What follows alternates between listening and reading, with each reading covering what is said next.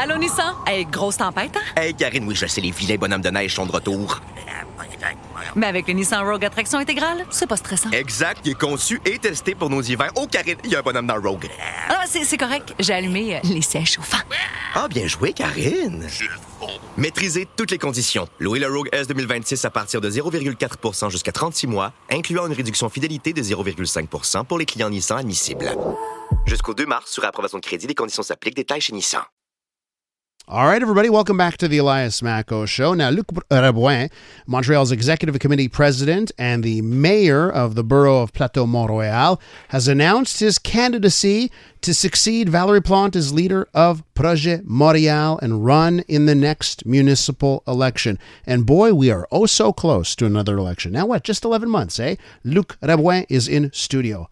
Can I call you Luc? Can we go with the first name? Of course. Luc, thanks so much for coming in. Yeah, it's a pleasure. So, you were surprised when Valérie Plante said, I'm not going to run again? Absolutely. Uh-huh. I was very convinced that she will run another mandate, and we were all confident that she will win because she never loses. That's true. So, she has two wins under her belt. Yeah. But she does announce, okay, I'm not coming back for a third term. I will not have the energy to go a full 4 extra years. When that announcement is made, how quickly do the gears in your brain say, "Oh, I could be the next mayor"?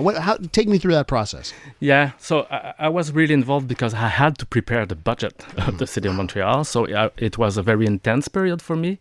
But of course, since I'm the number 2 at the city of Montreal, I started to think about, should I go? Do I want to do this job?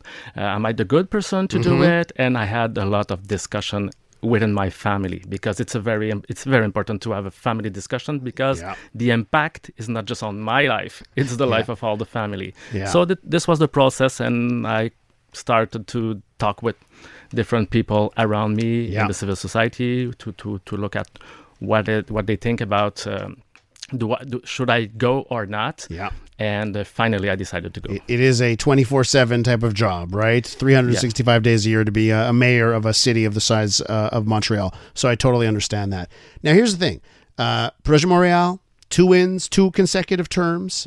And I guess with voters, sometimes they want change just because. It's been 8 years, let's have change, right? How do you view yourself if you're going to present yourselves to voters? Are you going to present yourself as Projet Montréal, we've done a great job, it's just full steam ahead, we're not changing a thing, what you saw 8 years, we're going to continue that great leadership? Or will you present yourself as a change maker? You know, yes, I'm part of Projet Montréal, but here change is coming. What's your message to Montreal? Yeah, the run is a very good period to bring some new ideas. I will not be alone in this run. We will have the race for the leadership of the Projet race Montréal. for the leadership will be very interesting. There will be other candidates, and it's a very important opportunity to renew our ideas, to renew our discourse, and to develop the best proposal for the Montrealers at the next election. So that is very good. It's a good thing for us. And for me, what I have to present. So I worked for 5 years as a mayor of the Plateau. I was in charge of economic development for 5 years.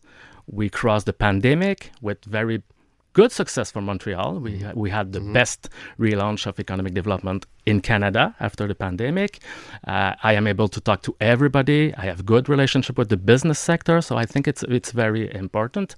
And since the last year, I'm the president of the committee executive. I developed the budget. I think we have a very good budget, well received by the population. We were able to reduce the tax increase and reinvest money in housing. Listen, obviously, your party was going to enter a re-election year. So we see this every 4 years right before. It's always the easiest budget. It's the 2 previous years where you bring the pain, and then get into an election year, you give a friendlier budget. And that's not just you. It's every political party in history does that kind of thing, right? So I do want to point that out. Yeah, I understand your point. But if you look at the inflation rate that we are following, it's also the inflation that is lower than the year before. Understood. Now, renewal of ideas, as you put it. Yeah. Give me, from your perspective, give me one thing that is, no, you know what, I'm going to propose this. It is different from what my party has been doing. Give me one of those examples of a renewal of ideas that you're going to bring to the table. Of course, the first thing is I had to decide, do I jump in the race or not? So I decided that, and the new ideas will come in the next weeks. I will start I will meet people in different neighborhoods, because Montreal is different from the east to the west. Yes. And I want to understand what are the needs, what are the priorities, and I am a person very convinced about the decentralization. Do you have a disadvantage? Because, Plateau-Mont-Royal, boy, is it a distinct type of person in the Plateau. Yeah. And Montreal is not just the Plateau. Exactly. And do you think maybe you're at a disadvantage? Like when you're going to go to Côte-des-Neiges or you're going to go to NDG, you're going to talk to Montrealers who may be politically very different than you, but you want them on your team. How do you think those discussions are going to go? Yeah, it's very important that I will be able to prove and to show to Montrealers from across the city that I could be the mayor of all Montrealers. And it's why I will meet them in the next weeks. And it's why I will really insist on the autonomy and the power of boroughs. Because I believe that local communities and the local elected officials are the best placed people to understand the priorities and develop the action. So less decision-making from the city center. That seems to be already something that you're looking at. Absolutely. And how we can have common goals, but let the autonomy to the boroughs to decide how they will do it. Yeah. This is one thing that is, I think I will put on the table to discuss more. So I understand that, it's still early. A lot of policies are going to come a little later on. But let me just get your take on a couple of things, because I think it'll speak volumes. Let's talk. I want your take on policing. I know I've got a lot of listeners who send me notes. They're unhappy with how we do policing. They see things happening on the streets, drug use, open drug use, public consumption. They're not happy that we allow this to happen on the streets.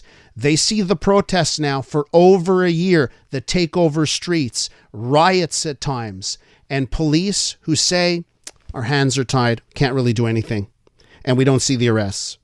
What is your take on how the police have handled just those two issues? And would you lead differently as mayor, and your role in leading how the police handle crime and other things in the city? Yeah, of course, we're not the chief. The mayor of Montreal is not the chief of the police. They know how to do it, and Valérie Plante told that. My colleague Ale Vaillancourt, who is in charge of public security, told that.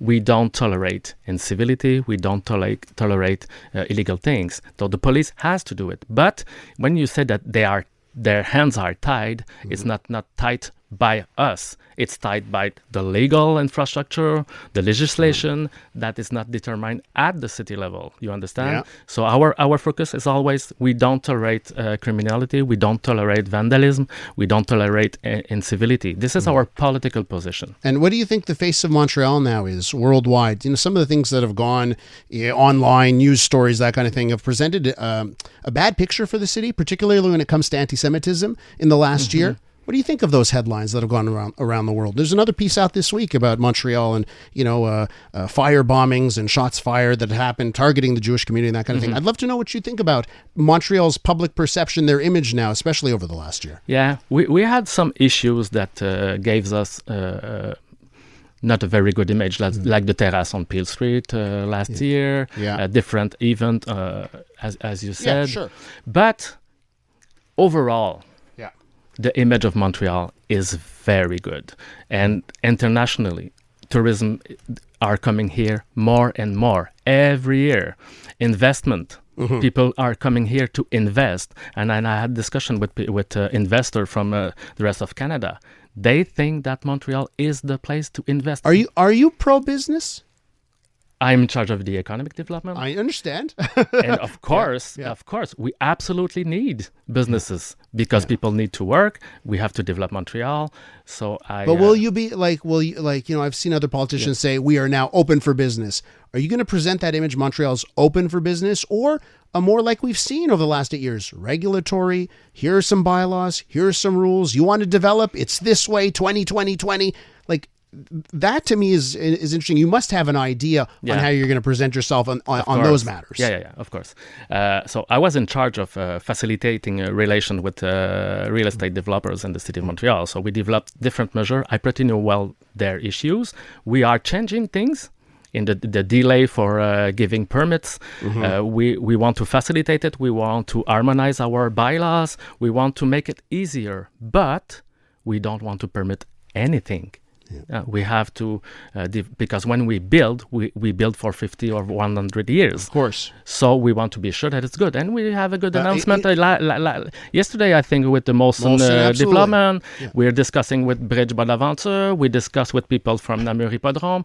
We are in action, and the level of interest, the rate are decreasing. And it will start. As long as we don't end up with another 10 years of waiting for the Hippodrome with nothing happening, I'll be on board as well. Luc, we have to leave it there. Thank you so much. It's a pleasure. Luc Rabouin wants to be your next mayor. Of course, he's currently the mayor of the Plateau-Mont-Royal.